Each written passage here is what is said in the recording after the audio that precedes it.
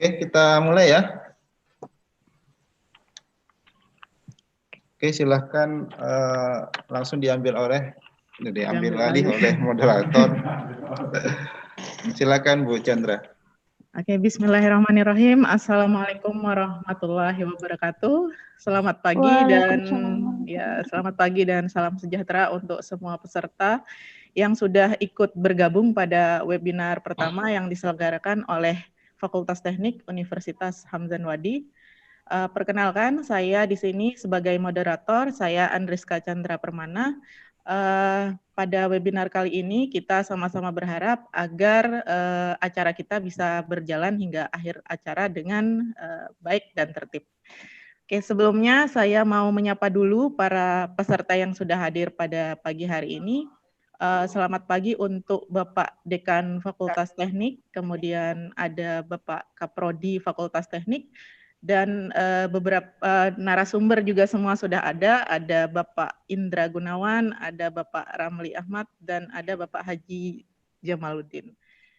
Kemudian acara akan dibagi nanti menjadi beberapa sesi. Yang pertama ada pembukaan, kedua pembacaan sholawat oleh Bapak Ustadz Firdaus, kemudian sambutan oleh Dekan Fakultas Teknik, yang keempat penyampaian materi oleh para narasumber, selanjutnya sesi tanya jawab, dan terakhir adalah penutup. Baik, untuk mempersingkat waktu kita langsung saja ke sesi selanjutnya, yaitu pembacaan Fatihah-Fatihah dan sholawat Nahdlatain yang akan dibacakan oleh Bapak Ustadz Ahmad Firdaus MPD. Kepada Bapak Ustadz Ahmad Firdaus, kami persilahkan. Terima kasih. Assalamualaikum warahmatullahi wabarakatuh. Waalaikumsalam warahmatullahi wabarakatuh. Sebelum kita mulai acara webinar pada hari ini, maka terlebih dahulu sebagaimana tradisi kita di lingkungan Yayasan Pendidikan Hamzan Wadi Nahdlatul Wathon, maka mari kita sama-sama membaca sholatul Nahdlatain yang kita awali dengan membaca Fatihah-Fatihah. Sayyidina Muhammadin sayyidil anami wa lisairi ikhwanihil anbiya wal mursalin wa alihim wa ashabihim al-kirami ajma'in al-Fatihah.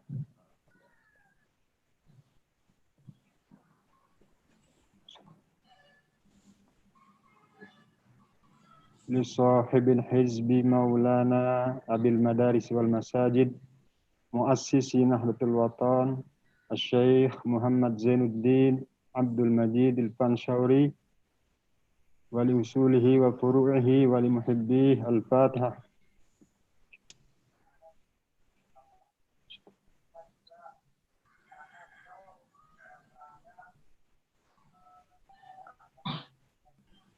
لجميع العلماء العاملين والأولياء العارفين ولوالدينا ولمشايخنا وللنهضين والنهضيات ولجميع المسلمين والمسلمات والمؤمنين والمؤمنات من المشارق والمغارب بها الفاتحة.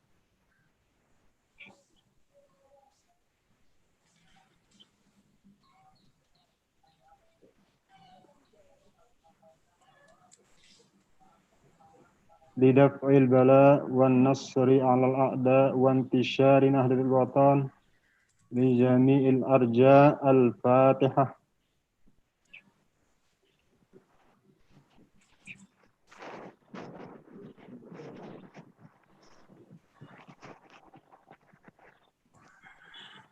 Khusus untuk acara kita pada pagi hari ini, mudah-mudahan berjalan dengan lancar dan diberkahi oleh Allah Subhanahu wa taala dengan berkat bacaan Al-Fatihah.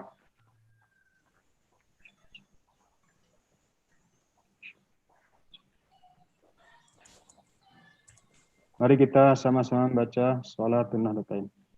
Bismillahirrahmanirrahim. Allahumma inna nas'aluka bika an tusalliya wa tusallima ala sayyidina Muhammadin وعلى سائر الأنبياء والمرسلين وعلى آلهم وصحبهم أجمعين وأن تؤمن الوطن ونهضة البنات بفروعهما إلى يوم الدين وأن تنصرنا وتفتح علينا وترزقنا وتحفظنا وتغفر لنا ولجميع المسلمين يا الله يا حي يا قيوم لا إله إلا أنت. Demikian, terima kasih. Wallahumma tiqul hadi ila sabilir rasyad. Wassalamualaikum warahmatullahi wabarakatuh. Waalaikumsalam warahmatullahi wabarakatuh. Baik, terima kasih kepada Bapak Ustadz Ahmad Firdaus. Acara selanjutnya adalah sambutan oleh Dekan Fakultas Teknik kepada Bapak Haji Muhammad Jamaluddin BEM.Com. Kami persilahkan.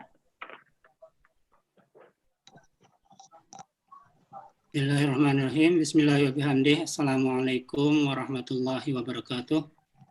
Waalaikumsalam warahmatullahi wabarakatuh.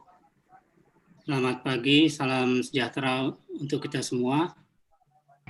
Pertama-tama atas nama Fakultas Teknik Universitas Hamzah Wadi, saya ucapkan selamat datang kepada para peserta webinar pertama Fakultas Teknik yang membahas topik yaitu peluang riset dan penerapan teknologi 4.0 yang kita laksanakan pada pagi hari ini. Tujuan dari webinar ini adalah untuk sharing informasi dan pengetahuan mengenai topik riset yang digeluti dan pelajaran yang diampu oleh masing-masing pembicara, yaitu para dosen di Fakultas Teknik Universitas Hamzah Wadi.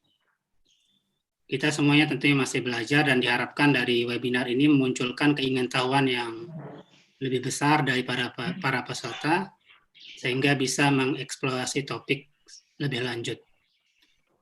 Kalau kita bicara tentang revolusi 4.0, sekarang ini banyak sekali dibahas, karena revolusi 4.0 ini menggunakan teknologi revolusi sebelumnya, yaitu revolusi 3.0, 2.0, dan selanjutnya. Di mana revolusi 3.0 ini kan berpusat pada teknologi digital, yaitu misalnya komputer, media digital, internet, dan lain-lain. Nah, teknologi 4.0 ini mencoba mengkolaborasikan dalam melakukan optimasi dan rekayasa teknologi lanjutan. Bagaimana memanfaatkan internet, kemudian komputer untuk melakukan otomasi atau rekayasa teknologi. Beberapa pilar dari industri 4.0 ini yang kita ketahui adalah misalnya IoT, kemudian big data, ya, kemudian artificial intelligence, kemudian ada juga namanya cloud computing dan lainnya. Dan pada webinar kali ini kita akan fokus pada pembahasan mengenai teknologi IoT, data, dan artificial intelligence. Pada kesempatan ini saya ucapkan terima kasih kepada para dosen, staf, dan dari Fakultas Teknik yang telah menyiapkan kegiatan ini sehingga bisa terselenggara dengan insya Allah sampai akhirnya dengan baik. Semoga webinar ini dapat berguna sesuai dengan tujuannya sebagai sarana sharing informasi, kemudian meningkatkan awareness dan pengetahuan.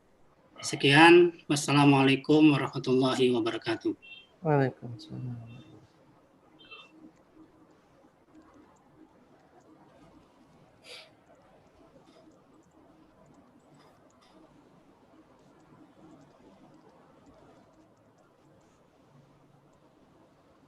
Host.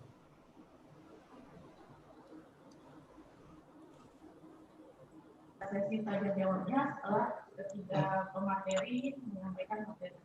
Chandra, suaranya Bu Chan.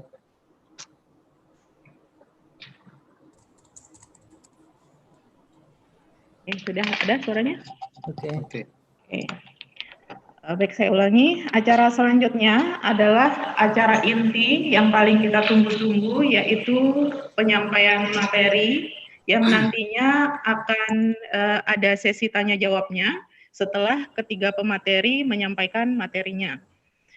Sebelum penyajian materi, saya akan menyampaikan sedikit pengantar terkait tema kita pada pagi hari ini, yaitu peluang riset dan penerapan teknologi industri 4.0. Sebagaimana yang kita ketahui bersama, saat ini persaingan industri memang semakin tinggi, diikuti oleh kemajuan teknologi yang juga semakin pesat.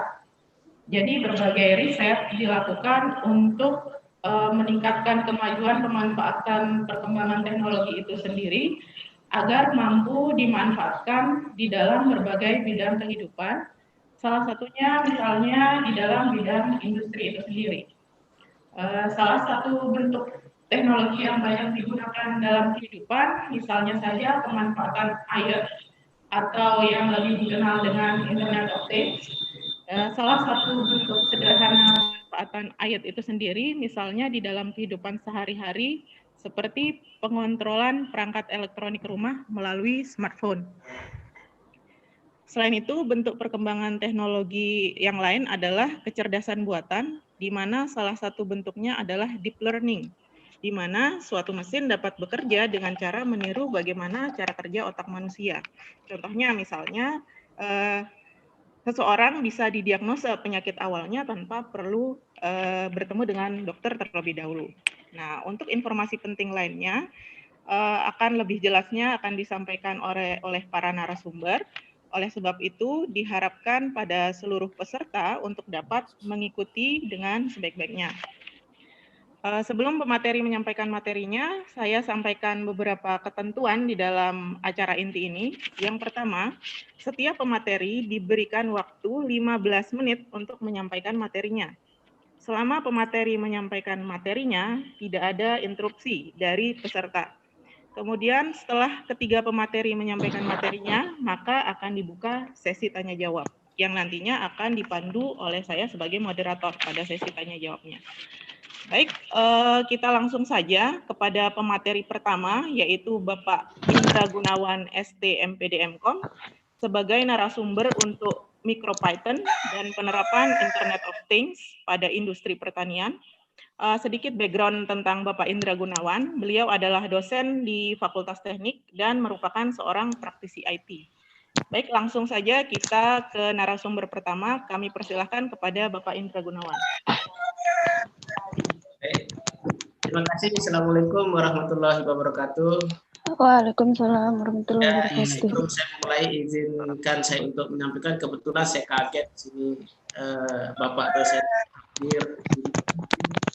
Karena mungkin moderator atau host bisa mengaktifkan suara beliau ini atas nama Bapak Tugino. Ini langsung membuat saya grogi nih, padahal tadinya saya udah silakan, semoga lancar semua. Saya terima kasih Bapak, semoga Bapak sehat. Jadi sebagai hormat saya memberikan rasa hormat kepada beliau yang sudah membimbing saya selama menjadi mahasiswa beliau. Izin Pak, mohon menyampaikan jika ada yang keliru mohon ditegur. Alhamdulillah, silakan dilanjutkan. Oke, ya, karena waktu sudah menunjukkan 10.20 waktu Indonesia Tengah, kita mulai saja ya. Jadi materi saya itu mengenai tentang MicroPython dan penerapan IoT untuk teknologi industri pertanian. Oke, jadi sebelum kita berbicara ke industri pertanian atau penerapan IoT-nya, kita perkenalan dulu tentang apa sih itu IoT dan apa itu MicroPython. Nah, ini yang masih banyak yang belum menggunakan atau familiar tentang MicroPython itu.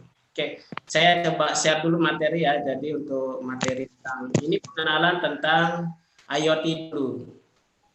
Oke, jadi sebenarnya IoT itu sudah tidak asing kita dengarkan, cuma mungkin ada yang belum paham konsepnya. Jadi sebenarnya IoT itu intinya Internet of Things. Thing itu artinya sesuatu atau benda. Jadi intinya apa yang bisa dikontrol atau apa yang bisa dimonitoring oleh jaringan itu disebut dengan teknologi Internet of Things. Contohnya di sini saya slide show ya. Oke. Nah, di sini bagaimana jaringan itu terhubung ke berbagai sektor, baik itu tentang kesehatan, tentang keamanan, tentang industri, dan lain-lainnya. Nah, ada hal yang sekarang sudah baru, yaitu ada namanya IoE, yaitu Internet, everything, ini bukan thing lagi ya, jadi everything. Jadi tadi saya lupa. Jadi ini disebut dengan Internet of Everything. Artinya apa? Kita di situ berbicara sudah bukan hanya benda. Jadi bukan hanya memonitoring atau mengontrol benda. Misalnya contoh, saya ingin mengendalikan alat ini untuk saya dari jarak jauh atau saya monitoring dari jarak jauh. Tapi kita sudah berbicara Internet of Everything. Artinya apa? Data juga sudah bisa kita monitoring. Arti contoh nanti yang disampaikan oleh Pak Ramli tentang data mining. Nah, di sini konsep data itu. Data yang bisa jadiin atau untuk digunakan di Internet of Things. Selanjutnya apa proses nanti untuk machine learning-nya itu nanti Bapak Dekan atau beliau Pak Jamal menyampaikan tentang deep learning-nya. Nah, bisa seperti itu. Oke ya. Ini untuk pengenalan sebatas tentang Internet of Things. Untuk ke MicroPython, sebenarnya MicroPython ini adalah bahasa yang digunakan untuk para pengguna Python. Karena biasanya ini saya coba. Biasanya untuk Python kita gunakan di Raspberry Pi. Nah, ini akan saya tunjukkan beberapa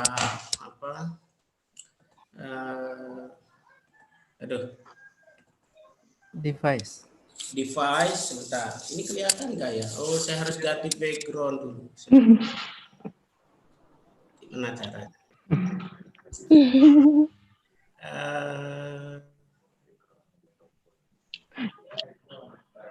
Backgroundnya bikin ribet. Backgroundnya dimatikan dulu deh. Gimana caranya ini? Bikin ribet sendiri. Ya. Sebentar. Oke, sudah ya. Ini beberapa yang kita gunakan. Ini pengenalan dulu tentang mikrokontrol ya. Kalau ini kita gunakan Raspi. Ya kelihatannya. Oh ya, sebentar. Nah, ini Raspi. Nah, ini ini Raspi. Selanjutnya ini kita menggunakan ada Arduino juga. Mana Arduino-nya? Ini di beberapa alat itu atau Arduino, terus yang ini menggunakan kebetulan atau yang lengan ini ya. Jadi ya. Nah, yang lengan robot ini kita menggunakan namanya ISP8266 atau biasa disebut Node MCU. Nah, jadi ini sebelum kita berbicara tentang MicroPython itu sendiri. Oke. Nah, jadi para pengguna Python biasa menggunakan yang bekerja di bawah single board atau komputer itu sekarang sudah tidak kesulitan karena sudah ada bahasa yang bisa diinterpreter ke suatu chip, yaitu MicroPython. Nah, bagaimana MicroPython itu? Saya coba share. Oke. Nah, MicroPython itu, nah ini bagaimana pengenalan dulu tentang MicroPython ya. Jadi ini MicroPython suatu bahasa Python yang bisa langsung diinterpreter ke suatu ya. Oke. Langsung saja ya kita coba bagaimana kita menggunakan MicroPython di dalam pemrogramannya. Oke. Nah, di sini kita coba ya. Jadi kita buat dulu deh apa namanya, baru misalnya kita pengen ini untuk latihan aja dulu, untuk latihan misalnya kenalan bagaimana memprogram LED. Nanti kita berbicara ke IoT-nya sebentar aja kita. Nah, sebenarnya hampir sama.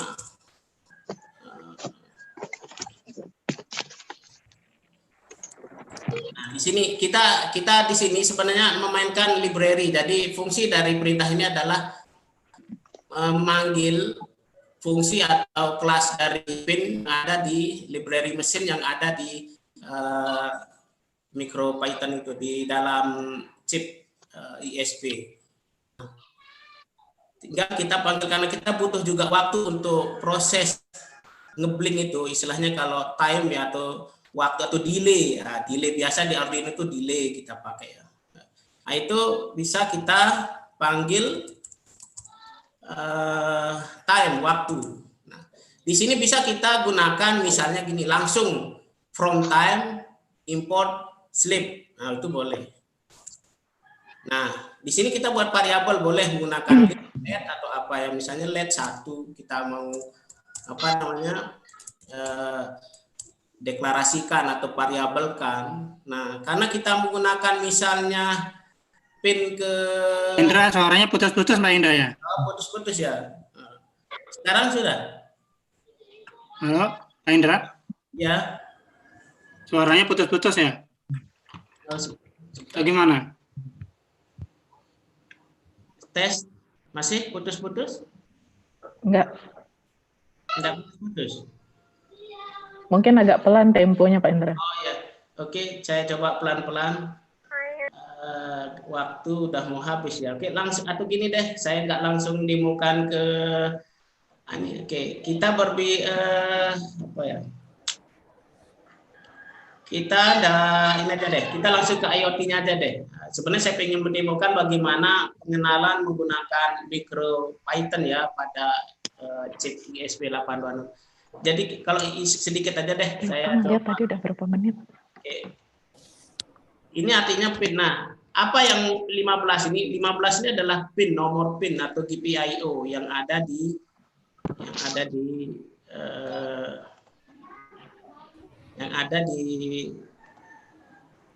boardnya ya. Nah, jadi kita menggunakan misalnya kalau kita menggunakan D6 atau pin GPIO-nya 12, maka kita gunakan perintah yang menggunakan pin yang 12. Nah, di sini kita bisa gunakan 12 misalnya. Nah, di sini baru kita modenya apa?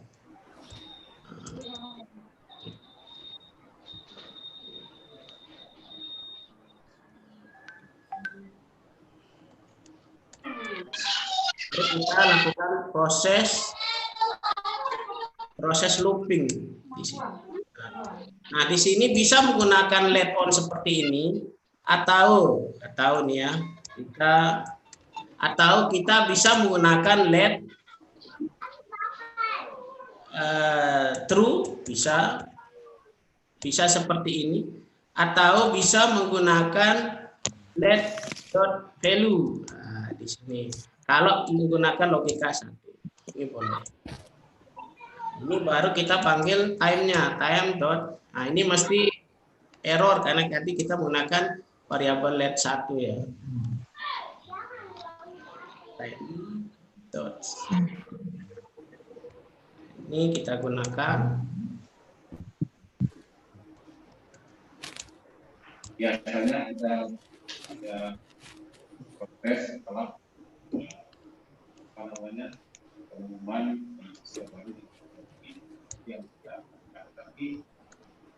Nah,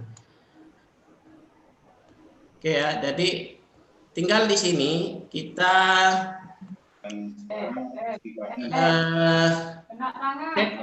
di sini. Nah, kalau sintek ini atau sebenarnya bisa kita melakukan penulisan di sini untuk mengetahui untuk latihan bisa di sini. Oke. Sekarang kita coba karena ini sudah saya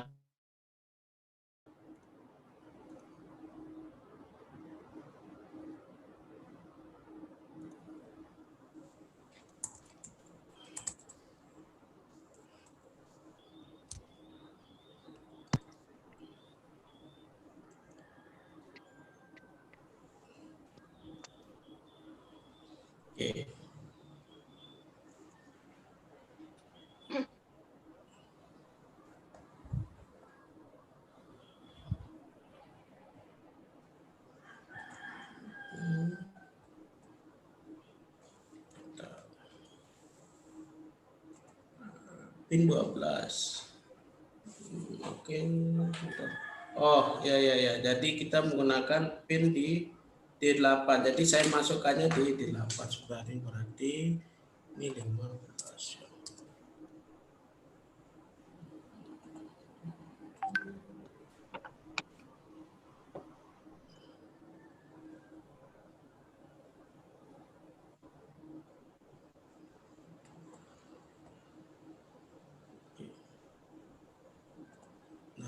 Kalau sudah seperti ini sebenarnya sudah masuk ke download ke chipnya. Sudah saya ambil.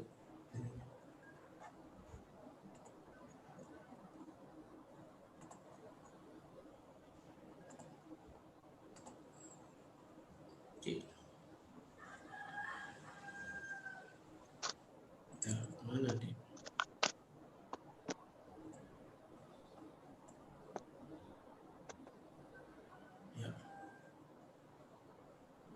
D8.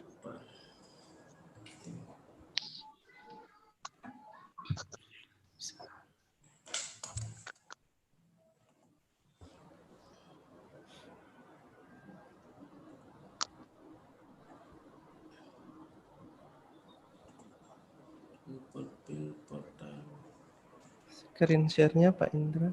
Oke, saya coba download dulu. Ini sepertinya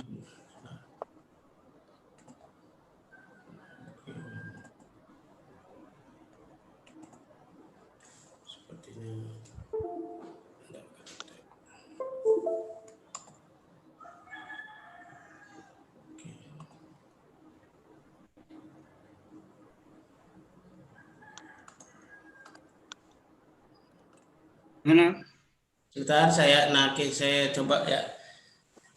Saya share dulu ya. Oh ya. Oke, jadi ini contoh kalau kita pengen melakukan upload program ke sebuah chip. Jadi untuk mengendalikan LED blink. Nah, ini hanya contoh untuk dasar saja untuk latihan algoritma untuk bagaimana bisa menggunakan bahasa MicroPython untuk ditanam ke sebuah chip. Nah, sekarang saya akan coba bagaimana sensor suhu ini bisa terkirim ke monitoring data. Misalnya kita menggunakan Cloud IoT ThingSpeak. Oke, saya akan coba share. Oke, langsung aja poin. Sebenarnya penerapan dalam pertanian itu seperti ini. Contoh. Nah, ini beberapa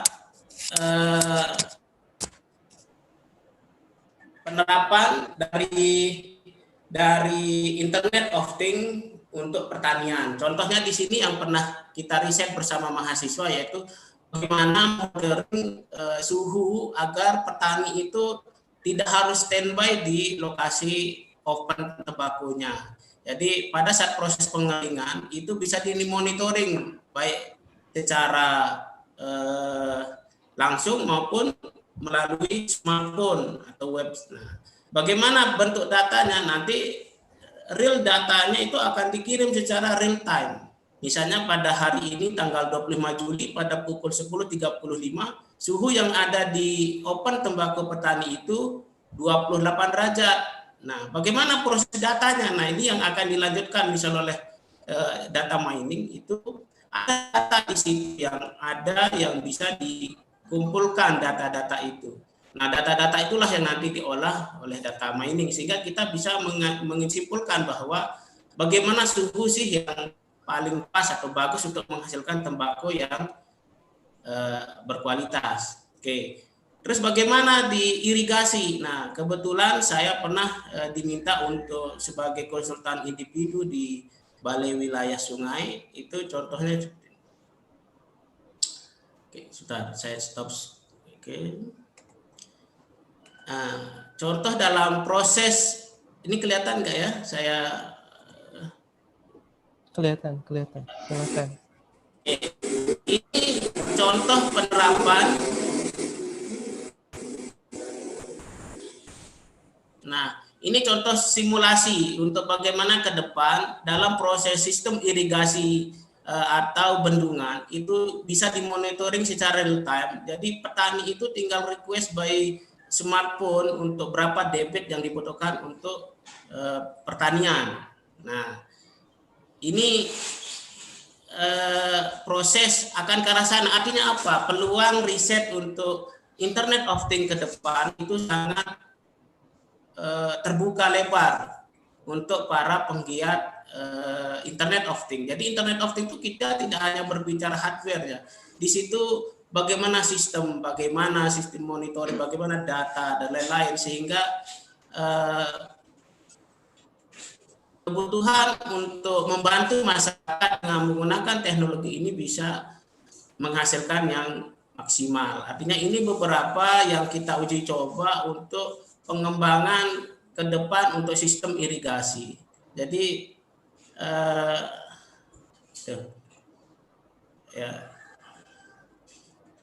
jadi ini contoh karena ini pertanian ya. Jadi masyarakat yang sekarang kita harus terbuka lebar untuk para peneliti atau riset untuk IoT itu terbuka, baik di pertanian maupun kesehatan dan lain-lain. Kebetulan ini beberapa pertanian yang sempat saya diminta untuk sebagai konsultan individu. Nah, di situ. Oke, terus untuk pertanyaan tadi sudah saya anukan untuk untuk petani tembakau ya. Jadi untuk petani tembakau bisa kita kembangkan, tapi ini masih dalam skala penelitian prototipe. Jadi ke depan siapa tahu adik-adik atau teman-teman peneliti bisa berkolaborasi untuk membantu petani supaya dia tidak harus standby di lokasi open dan bagaimana menghasilkan kualitas tembakau yang diinginkan supaya proses pengeringannya itu bisa menghasilkan yang tambahin 1 menit. Oke, terus selanjutnya bagaimana kelanjutan dari MicroPython tadi supaya waktunya juga udah mau habis. Nanti jika ada pertanyaan bisa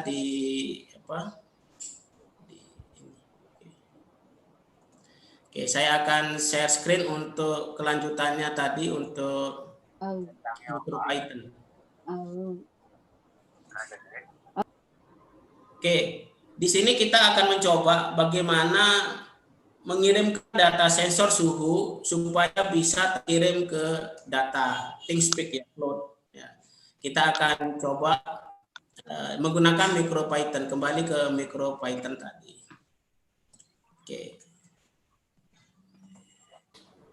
Oke, saya coba.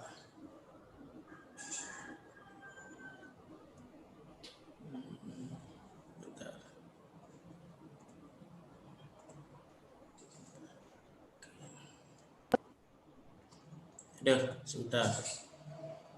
Oke, saya mana ada nih. Oke, untuk materi tentang MicroPython bisa dibaca di micropython.org ya. Jadi ini beberapa referensi, misalnya mau ngapain tuh sudah lengkap, bagaimana installing MicroPython-nya, bagaimana mengimport library mesinnya, bagaimana dalam network konfigurasi networknya supaya hardware terhubung ke jaringan dan bisa terkirim ke server atau cloud IoT-nya bisa. Jadi kebetulan saya sudah saat ini menggunakan ThingSpeak untuk uji cobanya tadi. Oke, saya coba login dulu karena ini tadi saya belum login. Oke.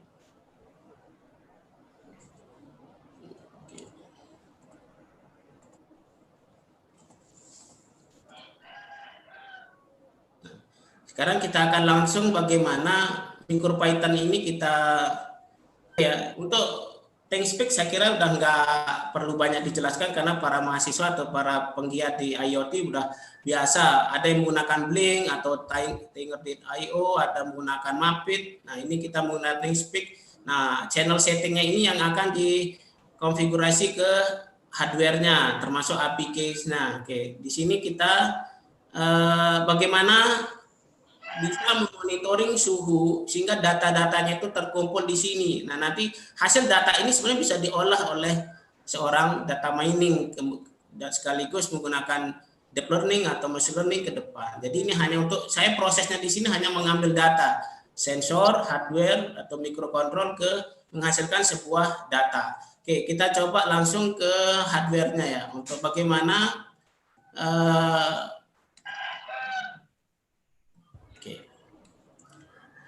bagaimana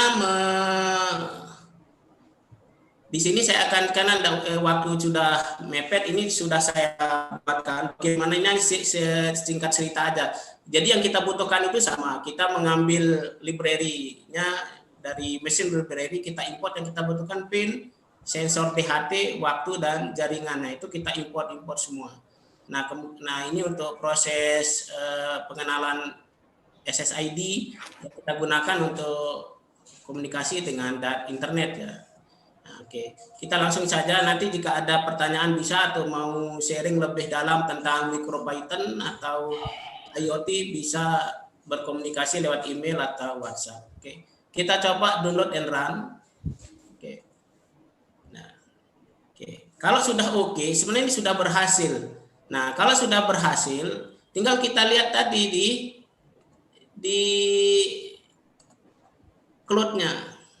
Nah, kita lihat pertanggal hari ini tanggal 2, sebentar, kita tunggu datanya, harusnya sudah masuk. Oke, kita lihat pergerakannya, kita harusnya coba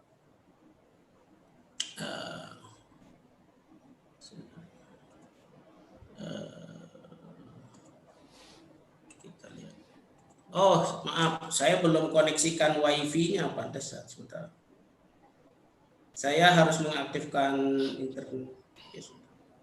Oke.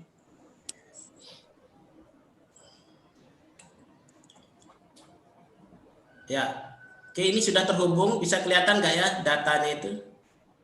Nah, ini adalah data yang dikirimkan. Ini sensor, data ini sensor suhu, ini data suhu, ini data kelembapan. Jadi data suhu dan kelembapan ini sudah terbaca di hardware sebenarnya, di software itu sudah terbaca. Sehingga data ini tinggal dilempar aja ke cloud-nya atau ke web monitoringnya. Jadi yang senang di web development itu karena bagaimanapun ke depan Internet of Things itu harus berbasis web development ya, artinya untuk mengembangkan suatu web server untuk mengolah data itu. Oke. Ini beberapa data sensor. Nah, kita lihat sekarang untuk proses pengiriman di datanya. Oke. Aman 1 menit ya Pak Indra. Oke, sudah selesai. Nah, kita lihat di sini tanggal 25 Juli jam 10.44 waktu Indonesia Tengah, kita sudah mendapatkan data itu. Nah, jadi jadi kita mau mengakses dimanapun itu data-datanya bisa kita lihat pergerakannya. Nah, ini datanya pun bisa diambil, diimport ke dalam bentuk Excel atau CSV. Jadi tinggal diolah oleh peneliti selanjutnya atau pengembang selanjutnya, misalnya mau dikembangkan untuk ke arah mana nih data ini. Misalnya nanti, nah itu yang akan dibahas oleh Pak Ramli dan Pak Jamal, beliau Bapak Dekan untuk nanti menjelaskan tentang bagaimana data mining maupun deep learning. Nah, saya kira itu untuk saya tentang MicroPython dan Internet of Things. Penerapannya juga tadi bagaimana peluang riset di industri pertanian terbuka besar untuk para peneliti di bidang IoT. Saya kira itu dari saya. Wassalamualaikum warahmatullahi wabarakatuh. Waalaikumsalam warahmatullahi wabarakatuh. Baik, terima kasih kepada Bapak narasumber pertama, Bapak Indra Gunawan. Untuk yang belum jelas, mungkin ada nanti pertanyaan, nanti bisa ditanyakan setelah 3 narasumber kita selesai memberikan materi. Baik, selanjutnya kita langsung saja ke narasumber kedua, yaitu Bapak Ramli Ahmad STM.com sebagai narasumber untuk materi data mining untuk Internet of Things. Jadi beliau ini adalah salah satu dosen juga di Fakultas Teknik. Kemudian saat ini beliau sedang menempuh studi S3 di Chaoyang University of Technology yang ada di Taiwan. Baik, langsung saja kita ke narasumber kedua, Bapak Ramli Ahmad STM.com. Waktu 15 menit, kami persilahkan. Oke, baik. Bismillahirrahmanirrahim. Assalamualaikum warahmatullahi wabarakatuh. Salam sejahtera bagi kita semua. Kira-kira suara saya jelas? Oke, sebelum saya mulai, mungkin salam hormat saya kepada dosen saya, Pak Tugino. Ini kami seperti reuni, ini saya dan Pak Indra ini di satu kampus, namanya ST Tenas. Jadi kami alumni dan Pak Tugino ini adalah salah satu dosen kami. Jadi salam hormat saya, Pak. Oke, sami-sami Mas Ramli, Mas. Monggo dilanjut. Sehat, Pak. Amin, bisa ketemu alhamdulillah ini. Lanjut. Oke. Baik, saya akan lanjutkan. Hari ini saya akan menjelaskan tentang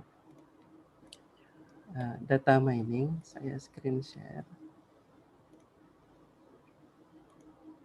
Oke, bisa kelihatan Bapak Ibu?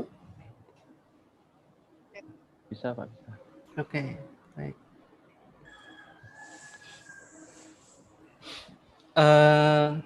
Saya akan melanjutkan apa yang dijelaskan oleh Pak Indra. Pak Indra tadi bicara teknis sekali, bicara tentang bagaimana pemanfaatan IoT, bagaimana dia menjadi sebuah data. Nah, saya fokus di datanya. Data ini nanti akan diolah oleh sesuatu metode yang dia menghasilkan sebuah pengetahuan, di mana pengetahuan ini kita bisa mengambil sebuah kebijakan atau keputusan berdasarkan pengetahuan yang kita dapatkan. Oke. Secara garis besar, IoT ini nanti saya jelaskan secara singkat saja. Beberapa materi yang akan saya sampaikan adalah tentang IoT, kemudian apa itu data mining, kenapa data mining IoT, kemudian saya akan memberikan contoh tentang data mining, tapi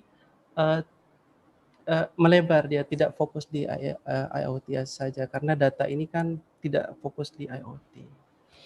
Kemudian nanti saya akan coba menjelaskan tentang apa itu data mining, definisinya, kemudian konsep, proses data mining, peran utama data mining, kemudian metode data mining. Sebelum kita mengarah ke sana, ada beberapa informasi. Ini sekedar informasi saja, Bapak Ibu. Maaf Pak Ramli, bisa full screen? Sepertinya saya mengalami trouble di sini. Saya sudah coba. Saya mohon maaf. Jadi saya menggunakan slide yang ada. Coba di fullnya bisa. Saya sudah coba. Tadi tidak bisa. Jadi mohon maaf. Oke, bisa kita lanjutkan? Bagaimana? Ayo silakan. Oke, baik.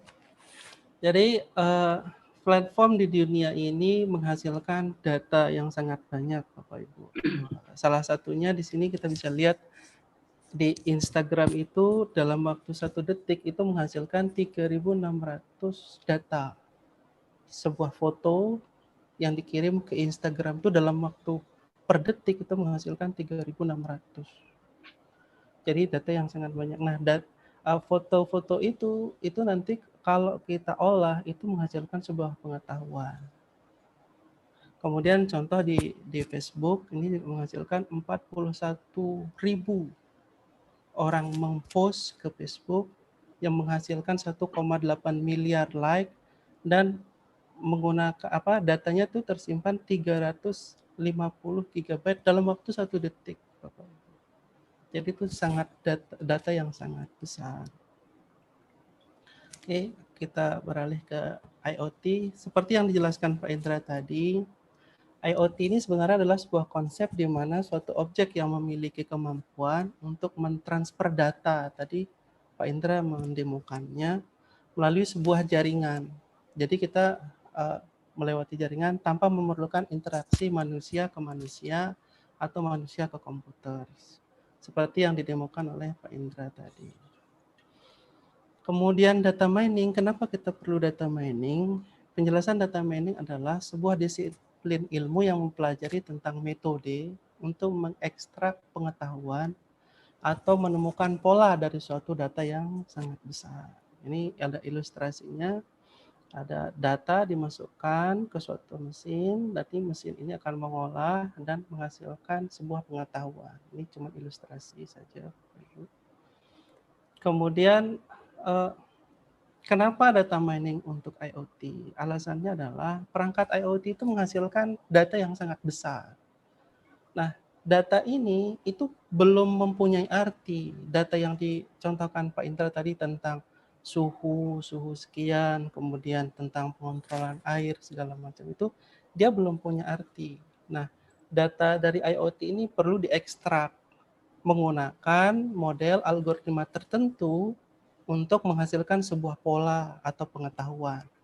Nah, dari pengetahuan itu bisa digunakan untuk membuat sebuah keputusan atau tindakan atau kebijakan. Nah, untuk lebih jelasnya, saya coba akan perlihatkan seperti ini. Dari data, informasi, pengetahuan, sampai kebijakan, itu ilustrasinya begini.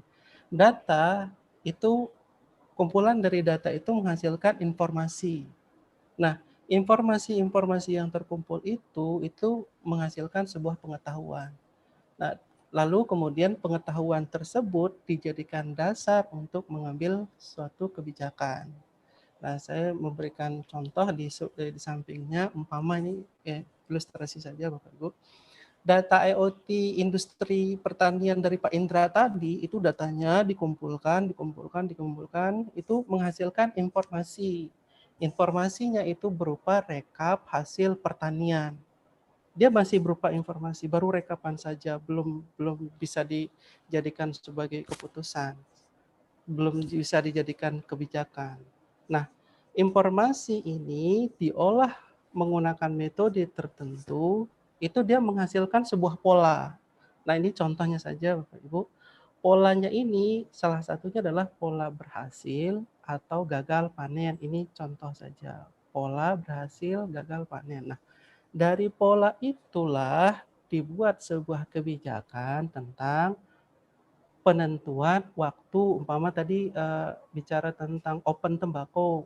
Kapan open tembakau itu diaktifkan, kapan open tembakau itu dinonaktifkan, berapa suhu yang harus dikontrol, itu berdasarkan informasi dari pola yang sudah didapatkan.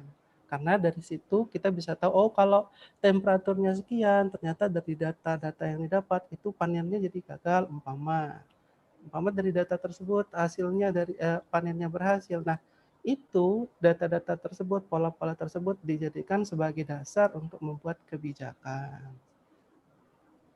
Kemudian untuk lebih memperjelas lagi tentang bagaimana itu dari data dijadikan sebagai sebuah kebijakan, ini contoh ilustrasi. Ada sebuah data, datanya berupa lingkaran yang tidak mempunyai arti. Kemudian data tersebut ternyata ada informasinya berupa warna. Oh, lingkaran yang ini itu ada warna tertentunya. Nah, dari warna ini itu ada sebuah pengetahuan.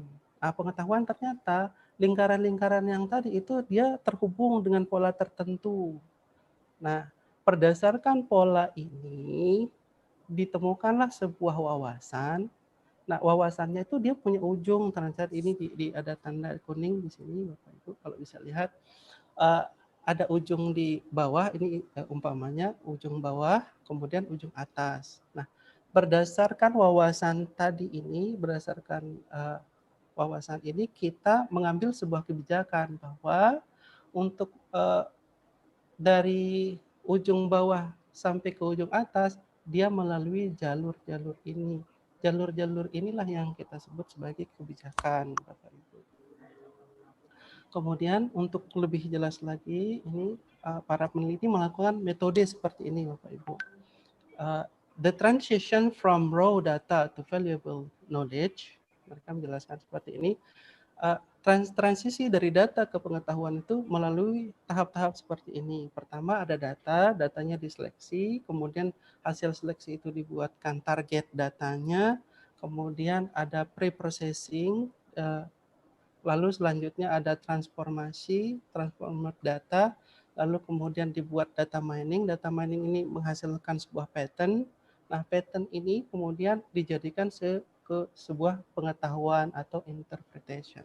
Nah, pengetahuan ini jika dievaluasi, maka dia menghasilkan data lagi. Nah, jika dia menghasilkan data lagi, maka dia ulang lagi dari data, kemudian dibuat targetnya, kemudian pre-processing, kemudian ada transmission, dan selanjutnya. Ini adalah siklus dari data ke pengetahuan, Bapak Ibu.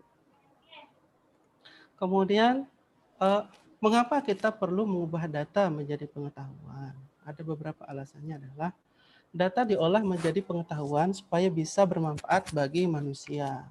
Dengan pengetahuan tersebut, kita dapat melakukan estimasi, prediksi apa yang terjadi ke depan, seperti yang dijelaskan oleh Pak Indra sebelumnya tadi.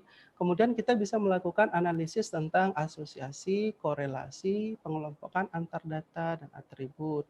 Kemudian itu juga membantu kita mengambil keputusan dan dalam pembuatan kebijakan.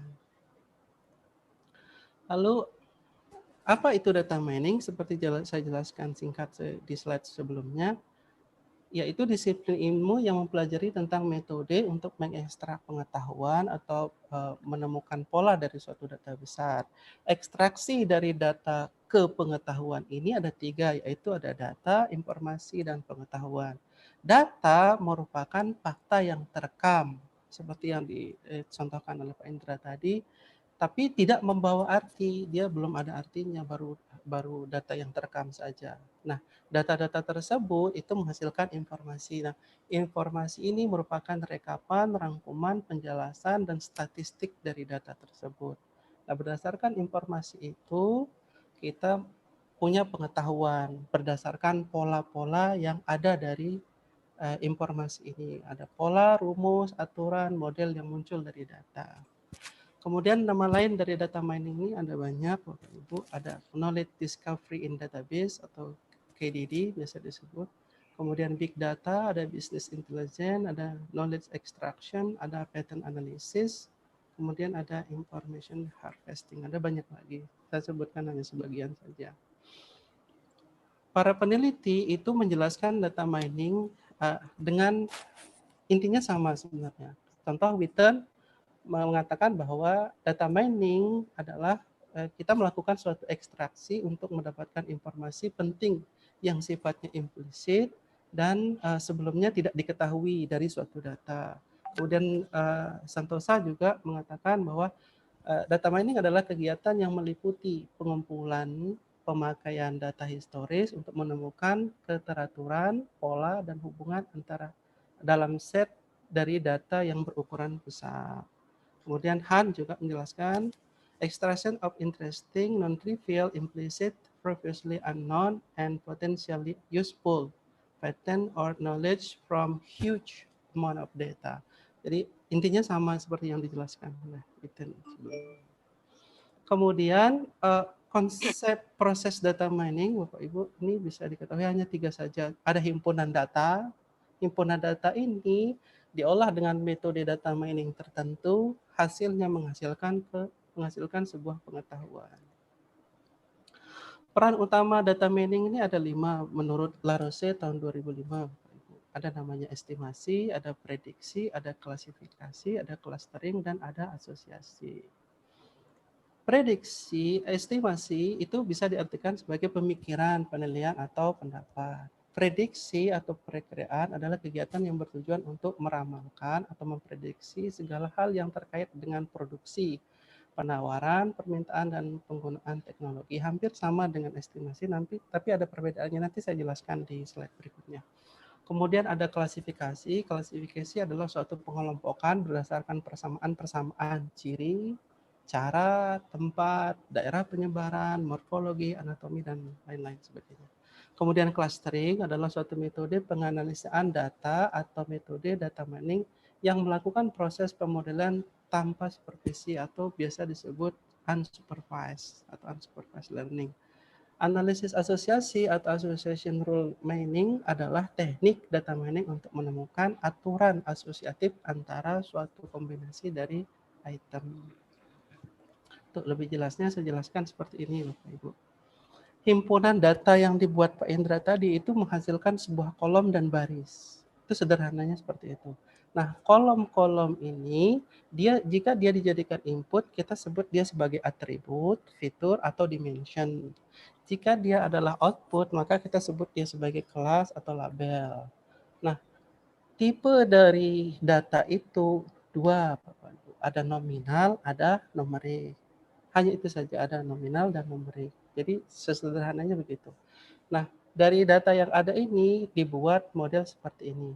Jika data atributnya ini berupa numerik, labelnya numerik, maka nanti dia diolah menggunakan metode estimasi. Jika datanya atributnya ini numerik, kemudian labelnya juga numerik, tapi datanya itu ada time series. Nah, seperti yang dibilang Pak Indra tadi, ada data time series, itu nanti dia diolah menggunakan forecasting atau prediksi nanti.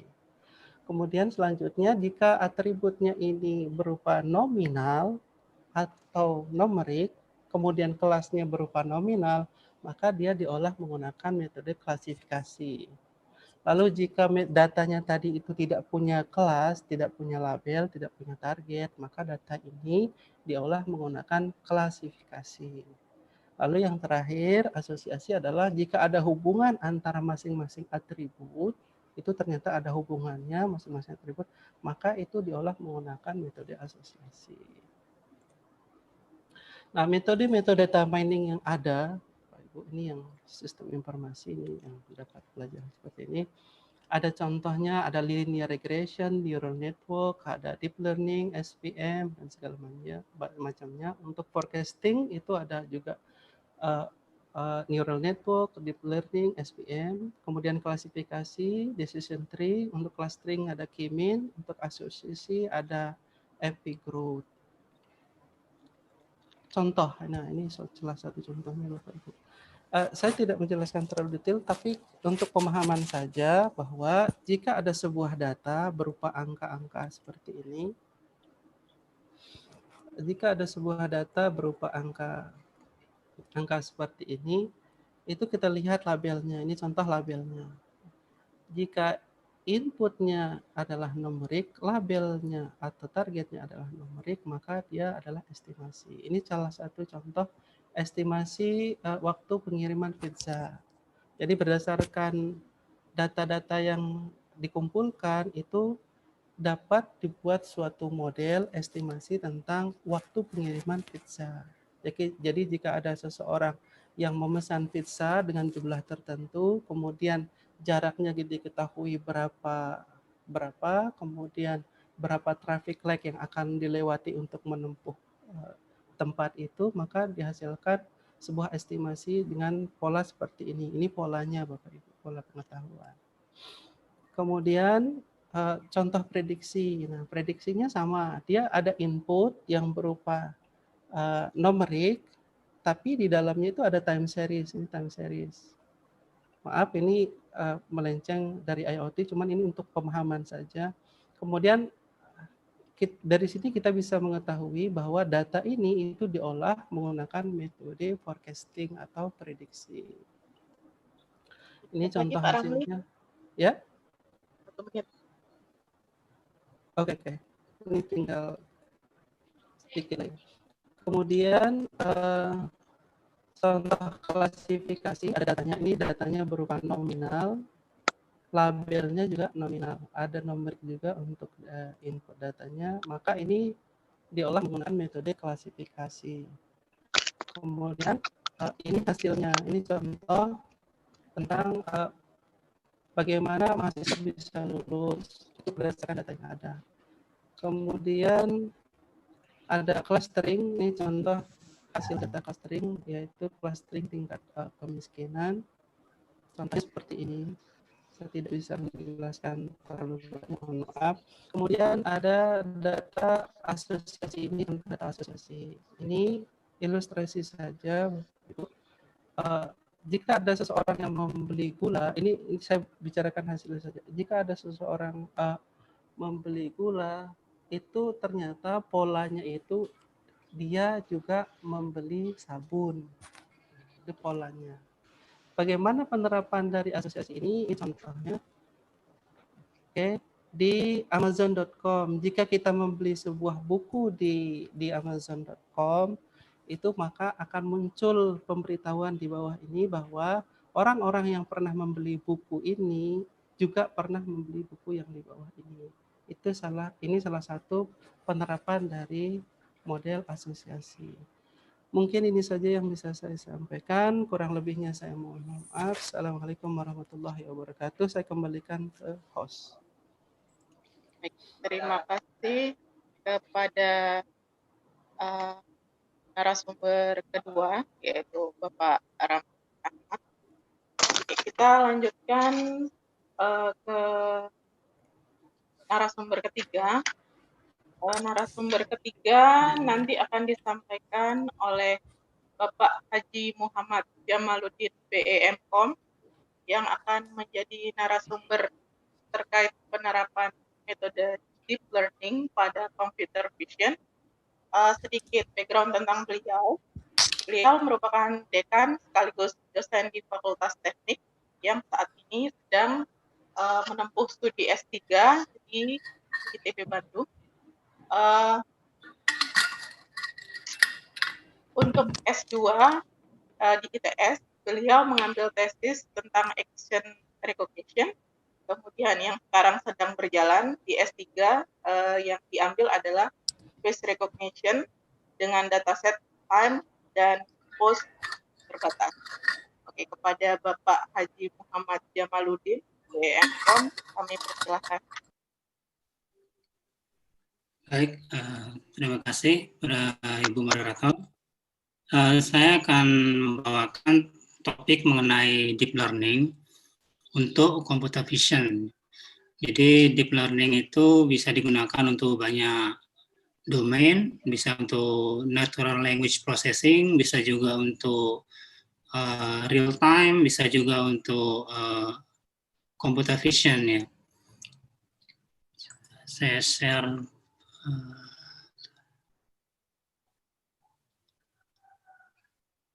ada.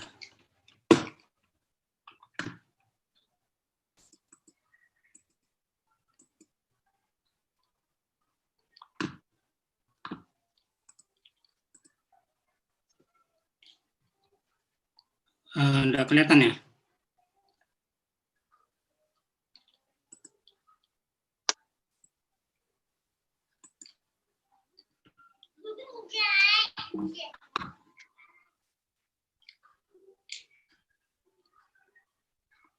Halo? Oke, silakan dilanjut, Pak. Ya, jadi ini topik saya adalah tentang deep learning dan computer vision. Sudah dilihat ya anunya, slide-nya?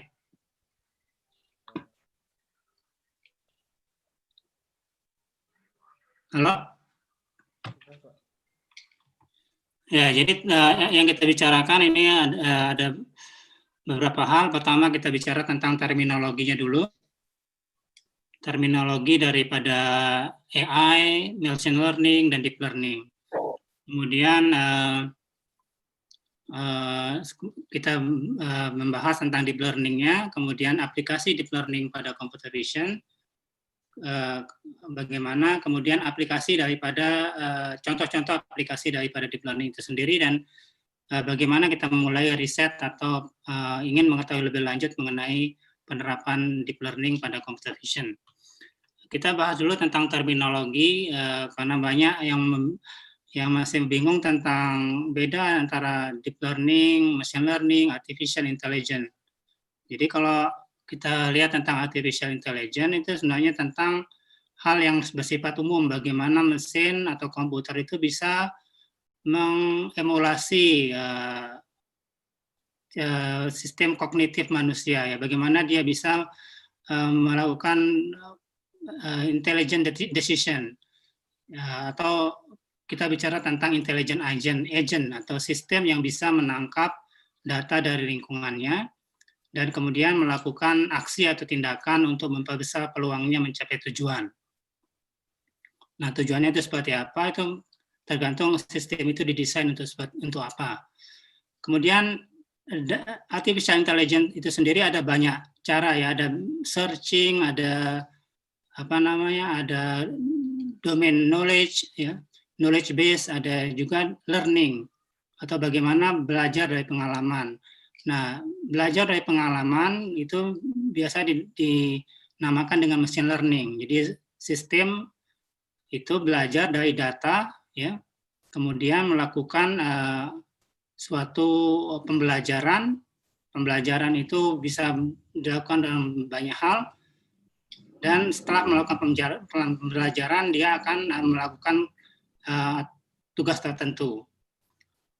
Salah satu cabang daripada machine learning yang sekarang ini populer adalah deep learning, yaitu cabang dari machine learning di mana model yang mempelajarinya itu adalah, yang mempelajari pola data itu adalah artificial neural network dengan jumlah lapisan besar untuk melakukan pembelajaran fitur secara hierarki. Jadi di sini yang penting itu adalah bagaimana dia melakukan pembelajaran fitur secara hierarki. Jadi itu deep learning adalah bagian dari machine learning. Machine learning itu adalah salah satu bagian juga dari artificial intelligence. Ada 3 pendekatan machine learning yang sudah tadi dibahas oleh Pak Ramli. Ada yang namanya supervised learning, ya, atau pembelajaran yang disupervisi atau diawasi, di mana datanya itu semuanya memiliki label, ya, kelas. Tadi sudah ada contohnya, ada fitur, ada kelas, itu supervised learning. Jadi diberikan sampel input dan output, sistem belajar untuk melakukan mapping dari input ke output. Kalau dalam computer vision, kita bicara tentang klasifikasi gambar atau image classification, kemudian ada data regresi, kemudian ada juga deteksi wajah, itu semuanya supervised learning. Kemudian ada unsupervised learning. Unsupervised berarti tidak disupervisi. Jadi datanya semuanya tidak memiliki label. Tidak ada data yang memiliki label atau kelas tertentu. Kita tidak tahu dia ini kelasnya apa, hanya data-data yang kita ingin cari polanya. Tadi disebutkan dengan data mining oleh Pak Ramli, ya itu salah satu contoh yang penggunaan utamanya dalam data mining adalah melakukan clustering. Kemudian kalau di computer vision ada namanya adversarial image generation, menggunakan metode generative adversarial network. Kemudian yang pendekatan ketiga di machine learning adalah reinforcement learning. Nah ini yang saat ini juga populer. Kita misalnya mengenal ada program machine learning yang bisa mengalahkan pemain catur. Nah ini adalah salah satu contoh daripada penerapan reinforcement learning, yaitu sistem yang berinteraksi dengan lingkungan secara dinamis, di mana dia memiliki tujuan tertentu. Kemudian computer vision itu apa? Jadi computer vision itu adalah studi bagaimana komputer dapat melihat, memahami gambar atau video digital sehingga dapat mengekstraksi informasi yang digunakan untuk proses lain. Jadi beda dengan image processing, di mana image processing itu hanya memproses image supaya tampil bagus, tetapi kita ingin mengekstrak informasi tentang apa yang bisa didapat dari image yang ada di yang kita proses. Ini definisi dari buku Computer Vision Model Learning, yaitu pada level yang abstrak, tujuan dari computer vision adalah menggunakan image yang kita observasi untuk melakukan inferensi pada sesuatu hal. Ini bukan hal yang gampang, karena kalau image processing kita hanya memproses image, tetapi kalau ingin melakukan understanding apa isi dari image, apa informasi yang didapat dari image, ya, itu kita tahu bahwa image dalam komputer itu hanya berupa angka-angka, ya, angka-angka dalam image dalam komputer itu dalam bentuk pixel, dan pixel itu sendiri adalah angka dari 0 sampai 255. Itu untuk satu channel. Jadi kalau ada gambar yang berwarna, biasanya ada 3 channel, red, green, blue, gitu kan. Warna merah nilainya dari 0 sampai 255, begitu juga green, begitu juga blue. Jadi hanya angka ya. Nah, bagaimana kita mendapatkan understanding dari angka-angka ini? Computer vision sendiri mengambil inspirasi dari banyak disiplin ilmu. Ada tentunya matematik ya, matematik dalam hal ini statistik ya. Kemudian ada computer science, algoritma, komputer grafik dan sebagainya. Kemudian ada psikologi. Nanti kita lihat bahwa misalnya di computer vision itu dia banyak berhubungan bagaimana dengan sistem kerja otak kita, yaitu visual cortex namanya dalam otak kita. Kemudian ada biologi, fisik dan sebagainya. Kemudian deep learning itu apa? Jadi tadi sudah saya jelaskan bahwa dari sekian banyak model machine learning, maka deep learning itu fokus pada salah satu model namanya artificial neural network. Ya. Jadi atau jaringan saraf buatan ya kalau dalam bahasa Indonesianya. Dan ini konsep yang bukan baru sebenarnya ya. Ini konsep yang sudah lama. Kalau kita ingat misalnya bahwa tahun 1980-an ini cukup populer pendekatan seperti ini, tetapi dia tidak bisa aktif tidak bisa menjadi suatu tren dalam machine learning, digantikan oleh metode-metode lain seperti support vector machine dan lain-lainnya. Jadi apa yang membedakan saat ini dengan tahun 1980-an, yaitu pada saat ini ada big data. Tadi sudah dijelaskan oleh Pak Indra dan Pak Ramli bagaimana data itu bisa didapat dari mana saja. Kemudian komputasi komputer itu ternyata lebih bagus saat ini, jauh lebih bagus dibandingkan tahun 1980-an. Kemudian algoritma pembelajaran untuk machine learning, terutama artificial neural network juga semakin baik. Jadi ini contohnya bagaimana deep learning ini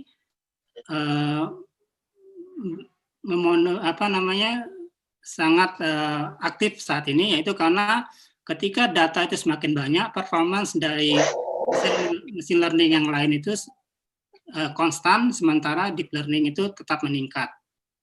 Ya, itu yang membedakannya dengan algoritma machine learning yang lainnya. Ini adalah sejarahnya. Jadi tahun 1943, seperti saya katakan tadi, bahwa ini bukan konsep yang baru ya. Jadi ada dikenal dengan namanya artificial neuron, di mana dia mencoba bagaimana supaya model biologi neuron itu diterjemahkan ke dalam model matematika. Jadi ada input, ada output, ada prosesor, ya. Kemudian ada koneksi ke neuron yang lain.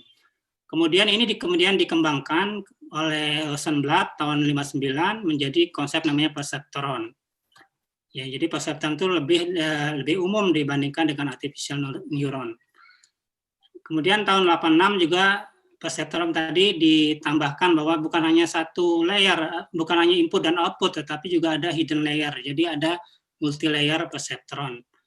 Dan untuk computer vision ada pendekatan tahun 89 yang membedakannya dengan multi-layer perseptron adalah ada yang namanya convolutional neural network, ya. Ini ditemukan oleh orang yang namanya Li Kan, ya. Dia pertama kali menemukan arsitektur atau model neural network yang convolutional neural network ini. Nah, untuk neural network sendiri itu pembelajarannya perlunya apa? Ya, pertama datasetnya mesti ada, ya, mesti ada dataset, ada inputnya, ada outputnya untuk yang supervised learning. Kemudian ada modelnya, kemudian kita mesti mendefinisikan loss atau cost functionnya, kemudian ada metode pembelajarannya. Kemudian modelnya itu sendiri ada macam-macam, ada yang namanya fully connected neural network, ada CNN, ada RNN. Yang kita fokuskan pada computer vision adalah CNN. Kemudian untuk neural network sendiri, ketika kita ingin menerapkan metode optimasi supaya pada suatu titik tertentu, ya, cost daripada pembelajaran itu minimal, jadi output dari model kita itu kecil ya, perbedaannya dengan output dari sistem sebenarnya, maka kita gunakan metode namanya gradient descent ya. Dan juga untuk supaya error itu bisa dipropagasi ke belakang, mengupdate bobot-bobot dari neural network, kita gunakan metode pembelajaran yang namanya backpropagation. Dataset sangat penting. Dataset bisa didapatkan oleh banyak hal ya. Kalau sekarang ini bisa melalui proses datafikasi, bisa menggunakan data entry, dan bisa juga menggunakan tadi teknologi IoT ya. Kalau sekarang orang bisa mengupload data gambar ke Flickr, Facebook, nah itu bisa digunakan sebagai dataset kita. Dataset biasanya dibagi menjadi data training, data validasi, dan data testing. Nah, apa bedanya dengan sistem atau pendekatan machine learning yang biasa dengan deep learning pada computer vision? Kalau pendekatan yang machine learning biasa, maka kita mesti pertama kali melakukan feature engineering. Kita mesti secara manual mendesain suatu fitur yang bisa mengekstraksi informasi daripada gambar itu sendiri. Ada banyak fitur ekstraksi yang bisa digunakan di computer vision. Ada yang namanya sieve, ya, ada namanya HOG. Nah itu secara manual. Nah setelah fiturnya didapat, itu kemudian kita lakukan klasifikasi menggunakan machine learning, yaitu misalnya menggunakan KNN atau SVM dan sebagainya. Nah setelah itu baru kemudian kita dapatkan output daripada sistem. Pendekatan deep learning itu beda ya, dari end to end dia menggunakan deep neural network ya. Jadi tidak perlu ada fitur engineering, tapi fiturnya itu dipelajari secara langsung oleh deep neural network, dalam hal ini CNN. Jadi challenge-nya atau tantangannya adalah bagaimana mendesain arsitektur neural network yang bisa melakukan pembelajaran sehingga bisa mengekstraksi fitur dan juga melakukan fungsi-fungsi seperti klasifikasi, kemudian clustering, dan sebagainya. Convolutional neural network adalah model yang digunakan untuk ini, ya, untuk computer vision. Khusus untuk computer vision digunakan convolutional neural network. Jadi di sini ada layer namanya konvolusi, kemudian ada max pooling, kemudian di sini kemudian nanti ada fully connected layer ya, yang digunakan untuk melakukan klasifikasi. Konsep yang penting dari convolution neural network-nya konvolusi ya. Jadi di sini ada kernel yang melakukan konvolusi pada image, kemudian dari hasil konvolusi itu kita dapatkan feature map yang digunakan untuk kemudian digunakan pada layer selanjutnya. Ya. Saya cepat saja, ini sudah. Kemudian apa sebenarnya yang dilakukan oleh CNN itu adalah representation learning ya. Jadi dia ingin mempelajari representasi daripada gambar. Apakah ada fitur-fitur yang membedakannya dengan objek yang lain lah seperti itu. Jadi pada layer pertama dia mengekstraksi pinggiran atau edges, kemudian pada layer kedua yang lebih tinggi dan selanjutnya. Jadi ada pembelajaran secara hierarki seperti itu. Aplikasinya seperti apa? Pertama aplikasi untuk klasifikasi ya. Jadi kita ingin diberikan sebuah gambar, kita ingin tahu gambar ini gambar apa sebenarnya seperti itu. Jadi misalnya ada gambar kucing misalnya ya, satu gambar kucing nanti dimasukkan ke dalam sistem mengoutputkan ini kucing ini adalah gambar ini adalah gambar kucing ya, atau kelasnya adalah kelas 0 yang menunjukkan dia itu kelas kucing seperti itu. Dataset yang digunakan adalah ImageNet. Kemudian untuk object detection tujuannya adalah bagaimana agar kita bisa mendeteksi mengisolasi objek-objek dalam gambar. Jadi misalnya di sini ada gambar mobil, gambar orang yang bersepeda ya. Nanti kita dengan adanya sistem object detection ini, ya, kita bisa mengisolasi mana komponen dari gambar yang menggambarkan mobil, mana yang sepeda, mana yang orang, dan sebagainya. Kegunaannya apa ya? Kegunaannya bisa untuk nanti misalnya untuk mendeteksi pada mobil yang menggunakan sistem otomatis ya. Kemudian ada image segmentation, ya segmentation ini beda dengan detection. Kalau deteksi itu tadi mengisolasi objeknya dan menaruhkan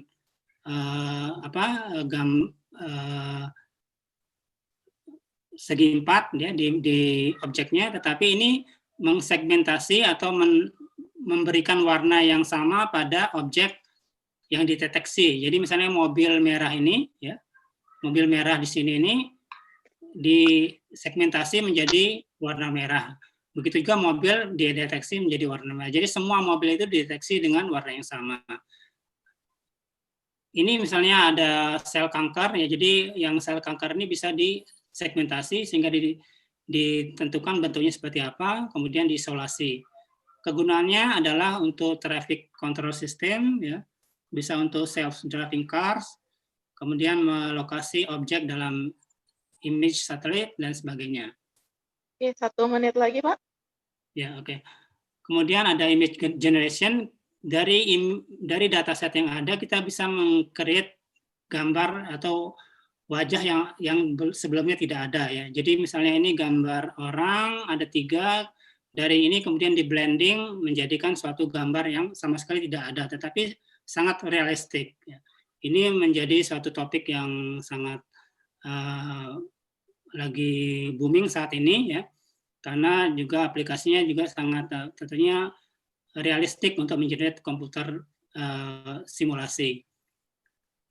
Kemudian ada yang terakhir adalah gabungan dari computer vision dengan NLP, yaitu image captioning. Jadi dari diberikan sebuah image, sistem bisa memberikan narasi apakah image ini, apa yang dilakukan objek dalam image ini. Misalnya anak yang sedang ini main basketball, kemudian outputnya adalah deskripsi dalam bentuk teks seperti ini. Jadi ini ada kombinasi computer vision dan natural language processing. Bagaimana memulai? Nah, saran saya tentunya kita mesti memiliki basic dulu dalam hal ini adalah mempelajari dasar-dasar computer vision, bahasa yang digunakan Python ya, kalau bisa menggunakan package manager yang sudah kita kenal itu biasanya Anaconda ya, atau bisa menggunakan package manager yang lain.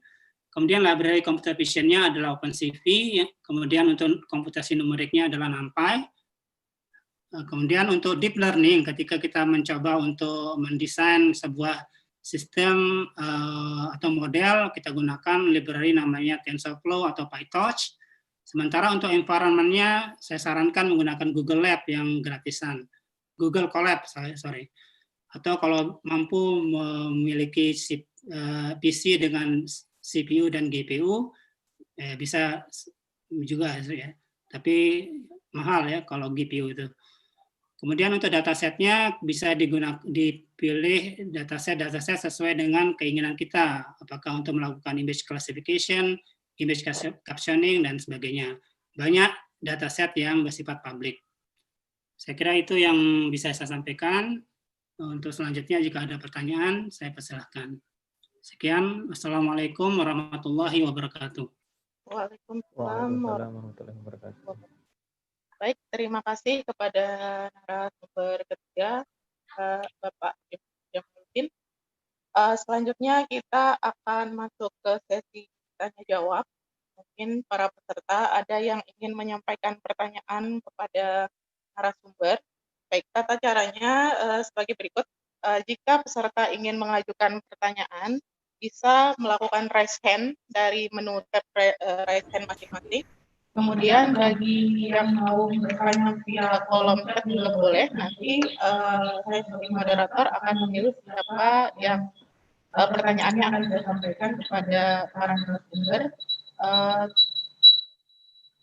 Di sana saya sudah memberikan format untuk bertanya. Pertama, buat hashtag bertanya, pada narasumber berapa, kemudian ajukan pertanyaan. Baik, selanjutnya silakan bagi yang ingin bertanya bisa melakukan raise hand atau saya cek dulu di sini.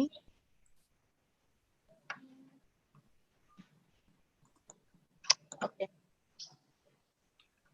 Oke, baik. Ini ada pertanyaan untuk narasumber satu, berarti untuk Pak Indra Gunawan. Pak Indra Gunawan, halo. Pak Indra.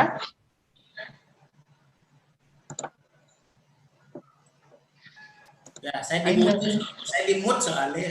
Ya, siap. Oke, Pak Indra, ini ada yang bertanya. Ini Kurniawan, atas nama Kurniawan. Oke, Pak Indra, ini pertanyaannya. Saya sedang melakukan penelitian tentang machine learning menggunakan reinforcement learning untuk melatih robot berkaki 4 agar bisa berjalan. Saya menggunakan tabel sebagai penyimpanan learning-nya, tapi saya terbatas pada memori karena tabel yang digunakan terlalu besar untuk kemungkinan kebijakannya. Pertanyaannya, saya bagaimana solusinya? Oke, silakan mungkin langsung dijawab dulu karena ini masih ada satu pertanyaan. Baik, terima kasih. Assalamualaikum warahmatullahi wabarakatuh. Terkait pertanyaan saudara Kurniawan dari ITNY. Nah, ini kayaknya apa dosen apa? Sepertinya ini dosen yang bertanya.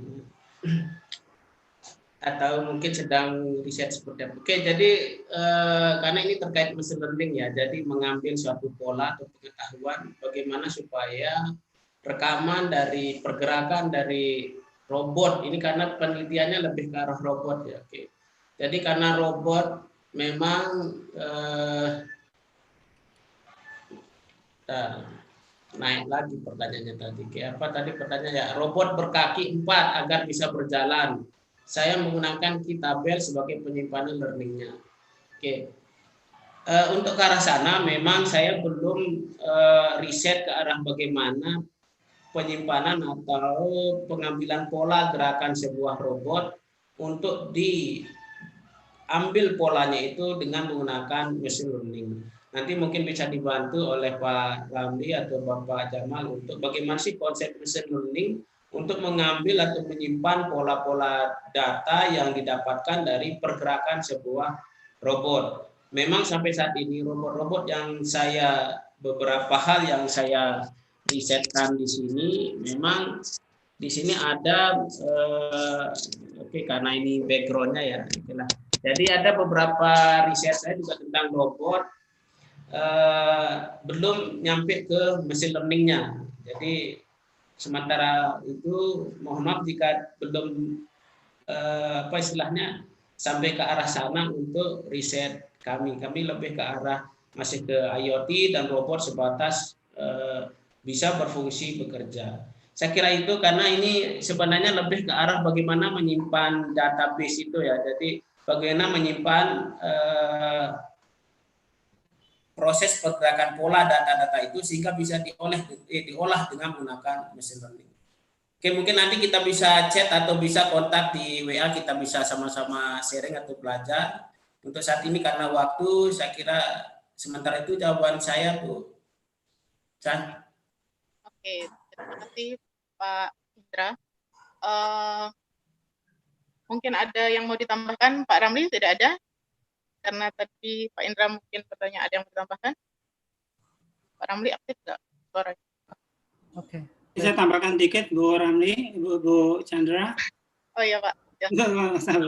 Beliau soalnya mesin learning-nya. Silakan. Ya, jadi tabel itu kan kalau pengetahuan saya itu kan menyimpan state-state yang akan dijalankan pada saat kemungkinan state dan reward-nya kan ya. Dan memang itu menjadi problem ketika kita kan ketika di robot itu kan ada ketika dia sensornya menangkap lingkungan, kemudian mengupdate key table-nya, kemudian bagaimana dia akan berjalan dari satu state ke state yang lain gitu kan. Nah itu memang menjadi problem di banyak penelitian setahu saya, tapi saya juga tidak ini ya, tidak fokus ke representation learning apa tadi? Reinforcement learning ya. Jadi saya tidak fokus ke situ, tapi saya fokusnya ke computer vision. Tapi mungkin kalau kita lihat di AlphaGo kemudian yang lain-lain itu kan sebenarnya itu sistemnya besar sekali ya. Jadi dia database yang disimpan, yang semua state-nya itu disimpan dalam suatu server. Nah, saya juga tidak tahu kalau dengan robot biasa, dengan microcontroller itu mampu tidak men-capture semua state-state yang dimungkinkan untuk pergerakan robot. Mungkin mungkin perlu pembatasan, tapi saya tidak tahu bagaimana itu mungkin perlu riset saudara selanjutnya ya. Saya kira itu mungkin, tapi perlu dilihat juga bagaimana sistem-sistem seperti AlphaGo dan lain-lain itu yang menyimpan datanya itu di suatu secara internet mungkin ya, atau secara server. Mungkin dia connect ke server untuk menyimpan ke database atau bagaimana, seperti itu. Mungkin itu yang bisa saya tambahkan. Mungkin ditambahkan Pak Ramli, seperti apa? Ya, Pak Ramli, silakan kalau ada yang ditambahkan. Dari saya tidak ada, nanti lewat chat komunikasi dengan Pak Indra saja, artinya intern. Itu karena teknis sekali. Oke, kita lanjut saja ke pertanyaan selanjutnya ya, karena ini ada yang bertanya lagi. Pak Kurniawan mungkin lagi monitoring, Pak Kurniawan itu. Beliau katanya ada. Oke, saya lanjut ya ke pertanyaan kedua. Oke, baik, ini pertanyaan untuk narasumber kedua, untuk Pak Ramli Ahmad dari Winda Sudarman.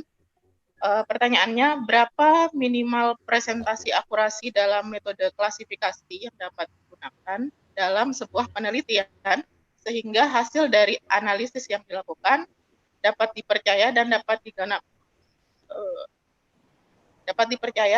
digunakan oleh instansi.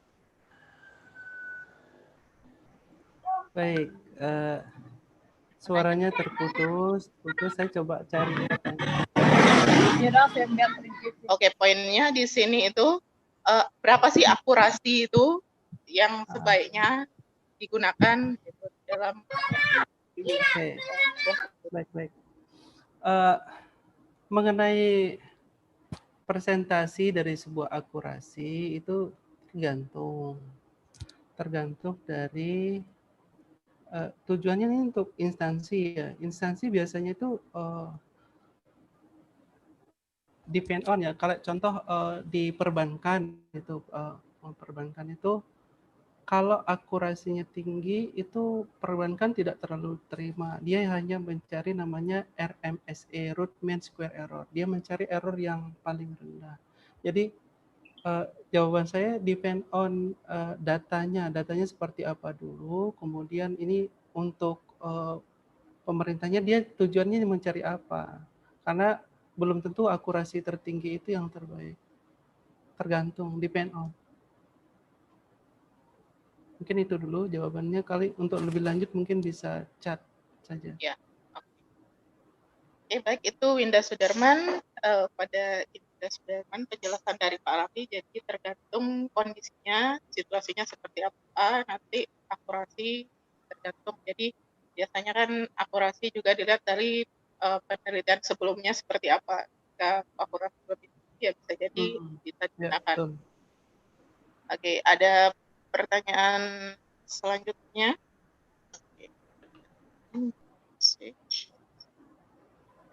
Dari Bapak Muhammad Nuzuluddin ya. Nuzuluddin. Oke, pertanyaan kepada narasumber 1, Pak Indra lagi.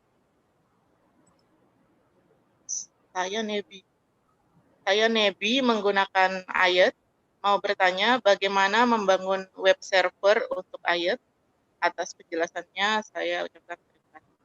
Pertanyaannya bagaimana membangun web server ayat.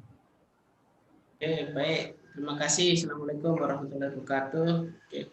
Terkait pertanyaan bagaimana membangun web server. Kalau menggunakan cloud itu sudah tersedia, misalnya menggunakan ThinkSpeak, menggunakan Tenget.io, Mapit, dan lain-lain. Nah, pertanyaannya adalah bagaimana membuat web server sendiri. Nah, seperti saya yang sampaikan tadi, saya coba di sini. Nah, jadi harapan kita memang mahasiswa itu mampu mencoba untuk membuat web server sendiri dengan cara membuat normal biasa menggunakan web, cuma nanti membuat database bisa menggunakan MySQL untuk melempar data yang ada yang didapatkan oleh sensor, kemudian diolah oleh mikrokontrol atau chip, itu kemudian dilempar aja datanya, bisa menggunakan POS atau GET. Jadi tinggal dilempar, terus nanti akan diterima. Bisa uji cobanya menggunakan Postman kalau di apa istilahnya untuk di web itu dicoba dulu. Nah, pada saat dia berhasil untuk menampilkan data, sebenarnya data-data itu tersimpan di database. Nah, pada saat kita sudah membuat database, tinggal dilempar aja datanya yang ada di mikro, dilempar ke web. Jadi nanti semua akan real time-nya seperti ini, dia tidak ada pada saat lempar muncul sekian per detik untuk tergantung kita setting. Nah, pada saat sama seperti halnya tadi yang saya coba untuk mengeset yang ada di sini. Nah, sama seperti ini. Ini data yang dilemparkan dari sensor, kemudian diolah oleh mikrokontrol, kemudian dikirim ke cloud. Ini sebenarnya server juga, ini web server tapi berbasis cloud ya. Jadi sudah punya cloud server di penyedia jasa untuk monitoring IoT, misalnya kayak ThinkSpeak, Mapit, itu sudah banyak kalau kita menggunakan cloud IoT. Nah, kalau kita bangun sendiri sama seperti membuat web biasa, cuma nanti lempar aja database-nya ke web atau database yang dibuat itu. Saya kira itu kalau memang saya kira itu sudah cukup jelas. Sama seperti membuat web server biasa, tinggal dilempar aja data yang diterima dari sensor. Saya kira itu sekian. Wassalamualaikum warahmatullahi wabarakatuh. Halo Bu Chan. Oke, terima kasih Pak Indra Gunawan. Semoga tadi ada masukan pada yang bertanya. Jadi jika misalnya masih ada yang mau ditanyakan, nanti bisa langsung saja berhubungan dengan narasumber ya. Jadi diberikan kontak. Kemudian ada lagi yang bertanya. Tadi Mita Nadia bertanya ya. Tadi saya lihat raise hand.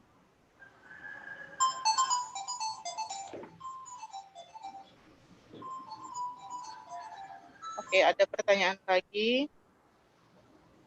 Ini ada pertanyaan dari Hari Sunaryo. Oke. Hari Sunaryo bertanya kepada narasumber 3 berkaitan dengan peluang riset. Suatu hal yang tidak banyak tersampaikan tentang cryptocurrency, semacam Bitcoin dan seterusnya, namun erat kaitannya dengan data. Bagaimana Bapak melihat teknologi ini melalui pendekatan artificial intelligence dan sejenisnya, sehingga saat ini banyak negara dan perusahaan yang mengembangkannya. Baik, pada Bapak Jamaluddin. Topiknya tentang cryptocurrency ya. Ya. Ya, sebenarnya saya juga belum begitu paham tentang ini, maksudnya ya pernah dengar lah Bitcoin dan sebagainya. Tapi memang salah satu yang menyebabkan Bitcoin dan cryptocurrency ini menjadi populer adalah karena sifatnya decentralized, kan ya, tidak ada satu semacam tidak ada satu center yang menyimpan semua transaksi, tetapi masing-masing bisa menyimpan transaksi sehingga bersifat lebih leluasa dan lebih private ya. Dan pendekatan AI yang dari sini saya sebenarnya tidak begitu juga ya, belum begitu mendalami tentang pendekatan AI untuk cryptocurrency, tapi saya bisa membayangkan itu pastilah mengenai tentang security ya, security bagaimana supaya membuat cryptocurrency ini bisa berjalan dengan aman ya. Salah satu riset dari teman saya kemudian sama-sama di ITB juga mengenai cryptocurrency, tetapi dia membahas tentang forgery ya, bagaimana kira-kira orang bisa dideteksi melakukan forgery atau tidak dengan menggunakan pendekatan machine learning. Ya, itu mungkin salah satu pendekatan yang bisa digunakan oleh AI pada masalah cryptocurrency. Mungkin yang lain bisa menambahkan. Bagaimana, ada tambahan mungkin dari narasumber yang lain jika ada tambahan informasi, Pak Indra atau Pak Ramli? Saya rasa tidak ada kalau yang dari saya. Pak Indra, tidak ada?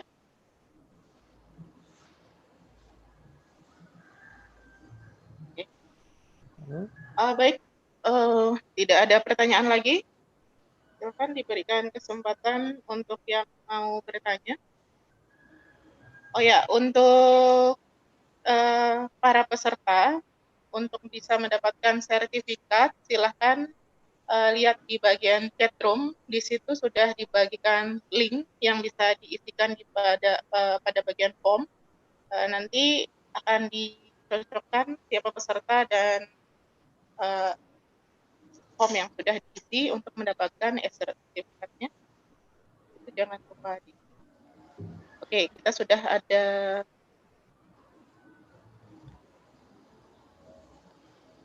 di YouTube, nggak ada pertanyaan di YouTube? Di YouTube nggak ada, karena di situ chatnya itu nggak aktif. Oke, tidak ada pertanyaan lagi. Gimana ini? Kami serahkan semuanya ke panitia. Bapak, gimana? 15 menit lagi. Mungkin Pak Ramli ada tambahan. Oke, ada tambahan mungkin dari narasumber terkait apapun itu, gitu, yang terkait dengan teknologi atau apapun, atau mungkin share tentang Pak Ramli Ahmad yang sedang menempuh, mungkin ada informasi tentang studi dan lain sebagainya, kita share. Kebetulan di sini kan banyak mahasiswa juga. Atau sedikit Bu Chan, saya mau tambahkan tadi yang pertanyaan yang membangun web server itu. Oke, silakan Pak. Tadi sedikit. Oke. Jadi bagaimana membuat web server? Ya, maaf anak saya nih muncul. Ya, jadi konsepnya adalah bagaimana sensor-sensor yang kita dapatkan itu kalau di dalam protokol MQTT ini itu sebagai publisher. Ya. Nah, nanti untuk melempar ke web servernya itu adalah subscribe-nya. Jadi sebagai belakangnya. Jadi baik di database, monitoring dan analitik. Nanti analitis inilah proses data mining atau pengolahan data menggunakan tadi istilahnya machine learning itu bisa digunakan. Saya kira itu aja yang tadi terlewat karena konsepnya seperti itu. Jadi di sini posisinya adalah di web servernya di sini. Nah, harapannya nanti para periset atau mahasiswa yang tertarik di bidang IoT menguasai sampai ini sudah cukup bagus, apalagi sampai analitiknya. Saya kira itu tambahan sedikit saja. Sekian. Assalamualaikum warahmatullahi wabarakatuh. Baik, kita tersisa waktu di sini 14 menit lagi. Ada tambahan dari Pak Ramli atau Bapak? Gimana Pak Ramli? Saya rasa cukup. Cukup. Mungkin Pak Dekan Jamaluddin, mau menambahkan. Pak Dekan Fakultas. Ya, jadi webinar ini memang bertujuan untuk supaya kita sharing ilmu ya mengenai topik-topik yang lagi diriset oleh Bapak dan Ibu, dan juga mungkin berguna bagi mahasiswa dan tentunya meningkatkan awareness tentang ada topik-topik tersebut. Jadi harapannya setelah kita presentasi, kemudian dari sini kemudian ada timbul keinginan untuk bisa memperdalam lagi tentang topik yang dipresentasikan. Jadi harapannya bahwa nanti Bapak dan Ibu, para dosen juga bisa menyumbangkan topik yang lain untuk webinar selanjutnya. Saya kira webinar kita ini mungkin sudah cukup ya, tapi ada pertanyaan lagi nih. Oh iya, ini ada pertanyaan lagi pada narasumber gua. Oh, ini terkait studinya di Taiwan. Jadi Harisonario meminta sharing. Gimana dong Pak, apa yang perlu disiapkan untuk mahasiswa yang mau sekolah di luar, misalnya Taiwan? Oke. Luar topik ini ya. Waktunya tinggal 7 menit. Baik. Tidak ada yang jelas, mungkin belajar saja. Hanya itu, karena tidak ada kelebihan yang saya rasa saya tidak punya kelebihan apa-apa. Mungkin hanya perlu informasi yang pertama, kemudian link, lalu pendekatan ke supervisor. Mungkin itu bisa membantu. Artinya kalau kita punya link dengan teman-teman di luar, nanti kalau ini sifatnya di chat aja, saya nggak bisa share di sini. Artinya kalau mau bertanya, nanti saya akan coba share kepada teman-teman yang mau chat seperti apa, bagaimana teman-teman yang ada di sini bisa kuliah di sini. Itu rata-rata berawal dari link dan kedekatan dengan supervisor. Intinya di situ. Tidak banyak. Sisanya hanya belajar. Mungkin itu dari saya. Itu ya Harisonario. Jadi mungkin tambahannya kalau misalnya mau sekolah di luar, yang perlu disiapkan terutama itu mental, sepertinya Pak Ramli ya. Ya. Karena berbeda kalau di dalam negeri atau di rumah sendiri dengan di luar itu pasti berbeda. Jadi yang utama ya pastinya mental itu juga salah satu yang harus bersiapkan. Ya, Bu Chandra juga mentalnya kemarin ditawarin. Mental apa Pak? Ya kemarin kan ditawarin tapi malah menolak. Oh, jangan dibuka di sini dong Pak. Iya. Mudah-mudahan kedepannya kan bisa masih banyak kesempatan, insya Allah. Insya Allah. Silahkan, saya terbuka. Ada nanti di share, ada nomor WA saya. Nanti kalau tidak salah ini slide-nya nanti di share kan? Ya. Kalau Bu ini ada yang raise hand, Lutfi Zamil. Oke, silahkan. Di unmute dulu, di suaranya.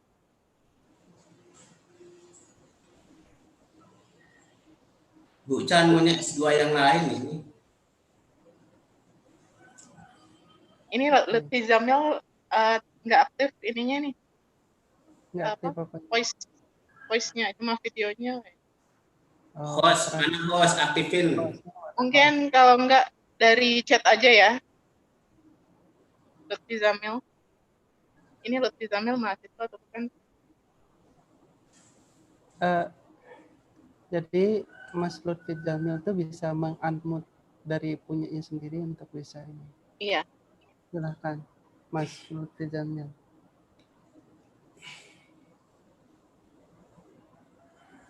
Coba si Lutfi udah. Atau mungkin salah tekan ya. Oke, tidak ada pertanyaan karena waktunya sudah habis juga ini. Jadi mohon maaf kalau misalnya ada yang masih mau bertanya, mungkin kita bisa bertemu lagi di kesempatan yang lain.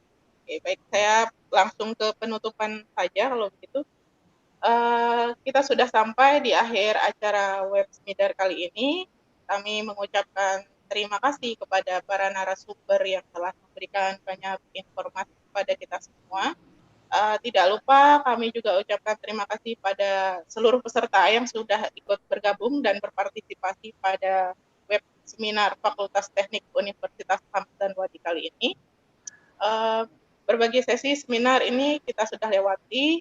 Akhirnya saya, baik Andriska Chandra Permana selaku moderator, memohon undur diri. Kita bertemu lagi insya Allah pada web seminar berikutnya di lain kesempatan. Terima kasih. Wassalamualaikum warahmatullahi wabarakatuh. Waalaikumsalam warahmatullahi wabarakatuh.